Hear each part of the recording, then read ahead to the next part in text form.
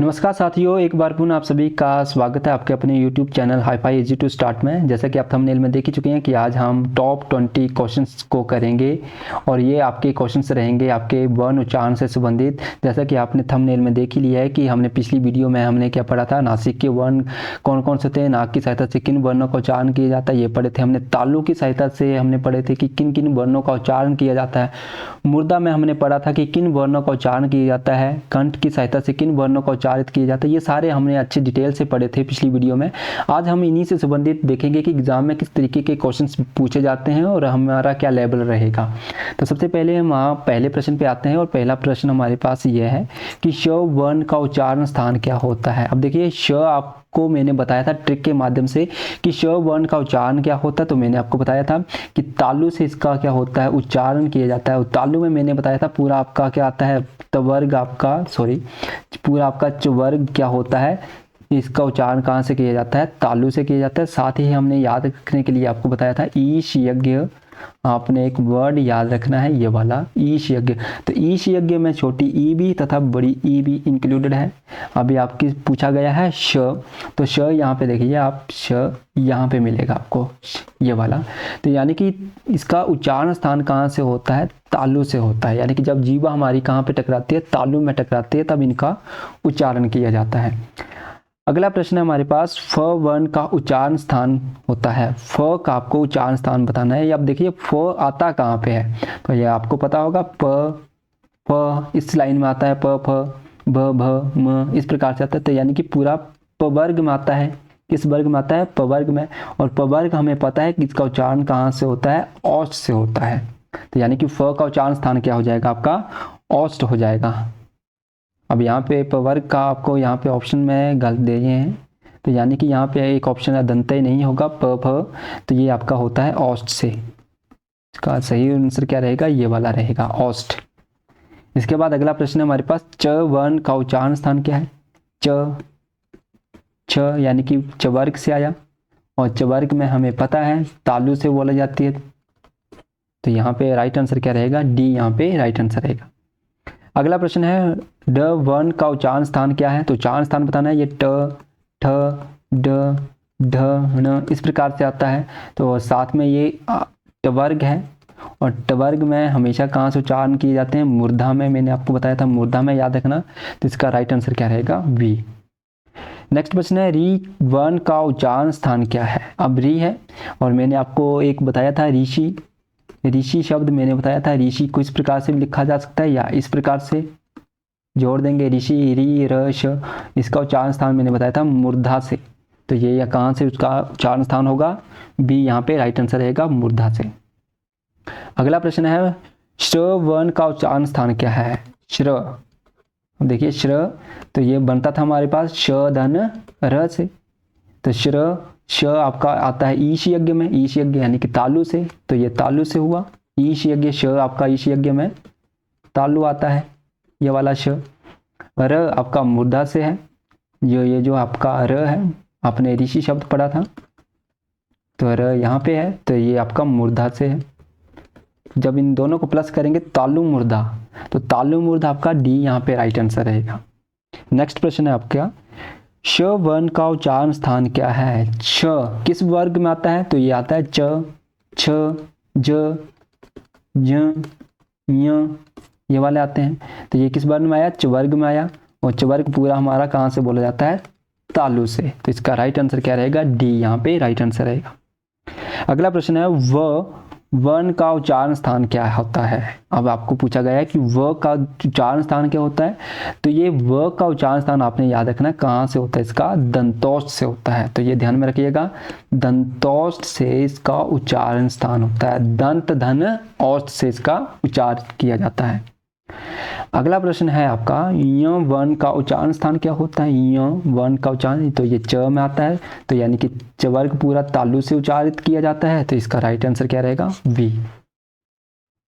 अगला प्रश्न है, ई वर्ण का उच्चारण स्थान क्या है। ई का, अब देखिए ई हो चाहे बड़ी ई हो, आगे श यज्ञ कहाँ पढ़ा है हमने, ईश यज्ञ कहाँ पे पढ़ा है, तो ये हमने पढ़ा है तालु में।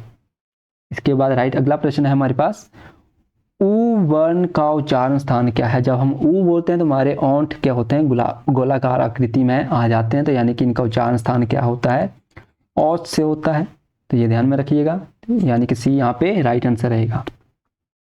अगला प्रश्न है ए वर्ण का उच्चारण स्थान क्या होता है? हमारे पास है ए, तो ए का उच्चारण स्थान क्या होगा हमारे पास? आप देखिए किस प्रकार से बनती है। अ या आ में जब भी हम ई या फिर बड़ी ई प्लस कर देंगे, अ आपका कंठ से, ई या फिर बड़ी ई आपकी कहाँ से आ जाएगी? तालु से। ईश यज्ञ तालु से, तो यानी कि कंठ तालु, तो कंठ तालव्य इस प्रकार से भी लिखा जा सकता है इसको। तो ये भी ध्यान में रखिएगा कि ए का उच्चारण स्थान क्या है? कंठ तालव्य। नेक्स्ट वर्ण है आपका ओ वर्ण का उच्चारण स्थान क्या होता है? अब पूछा गया है ओ का, तो ओ को हमने पढ़ा था किस प्रकार से, अ या आ में हम ऊ या फिर बड़ा ऊ प्लस कर देंगे, तो अ आपका कंठ से, ऊ आपका आ जाएगा औष्ठ से, तो जब इन दोनों को जोड़ेंगे तो क्या बनेगा? कंठोष्ठ।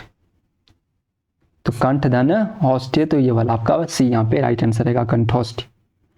नेक्स्ट है क्ष वर्ण का उच्चारण स्थान क्या है?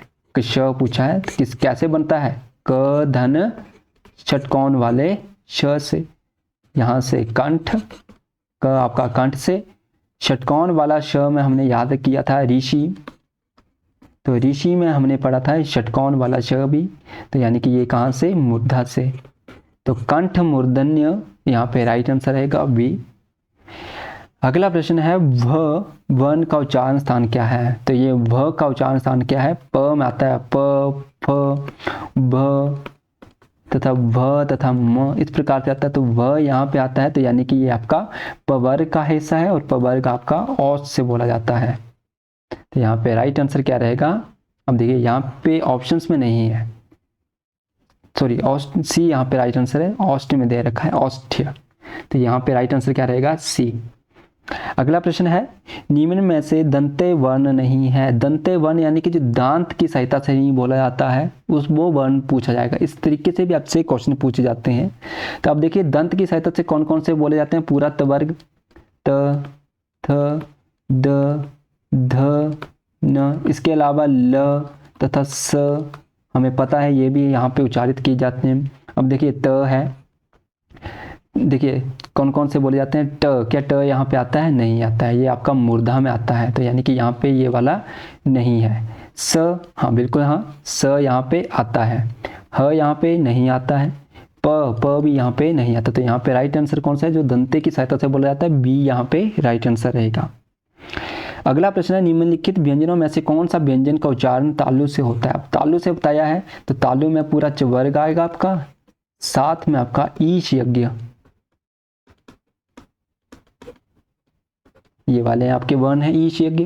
तो च वर्ग में आपका क्या आता है? च छ आता है, तो ये वाला जाएगा च वर्ग में, तो यानी कि इसका उच्चारण स्थान क्या है? तालु से होता है। अगला प्रश्न है हमारे पास ए और ए वर्ण क्या कहलाए जाते हैं? अब देखिए ए का निर्माण किस प्रकार से होता है? अ या आ में हम ई या फिर बड़ी ई प्लस करेंगे। अब देखिए अ का उच्चारण होता है कंठ से, और ई का उच्चारण होगा हमारे पास तालु से। ईश यज्ञ में हमने पढ़ा था, तो इन दोनों को जोड़ेंगे तो क्या बनेगा? कंठ तालु, तो कंठ तालव्य यहाँ पे, गी यहाँ पे राइट आंसर रहेगा। अगला प्रश्न है हमारे पास निम्न में से कंठे ध्वनि कौन सी है? जो कंठ की सहायता से बोली जाती है वो कौन सी ध्वनि है?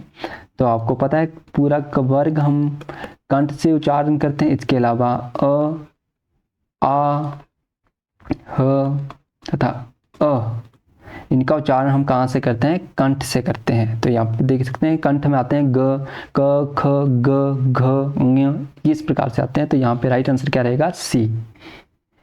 अगला प्रश्न है हमारे पास निम्नलिखित में से कौन सा वर्ण दंते नहीं है? दंत की सहायता से जो नहीं बोला जाता है, तो यानी कि हमें पता है दंते कौन से होते हैं? तवर्ग, तवर्ग यानी कि त, थ, द, ध, न, ल तथा स, ये दंत की सहायता से बोले जाते हैं, तो यानी कि त आता है, द, ल भी आएगा तथा य यहाँ पे नहीं आता है, ये आपका तालु से बोला जाता है ईश यज्ञ में, तो ये तालु से है, तो इसका राइट आंसर क्या रहेगा? डी, यहाँ पे जो दंते नहीं है। इस प्रकार से हमने टॉप 20 क्वेश्चंस को सॉल्व किया है। एग्ज़ाम की दृष्टि से ये महत्वपूर्ण रहेंगे। इस वीडियो को एक बार पुनः देखें ताकि आपकी एग्ज़ाम की दृष्टि से जो तैयारी है वो अच्छे से हो जाए।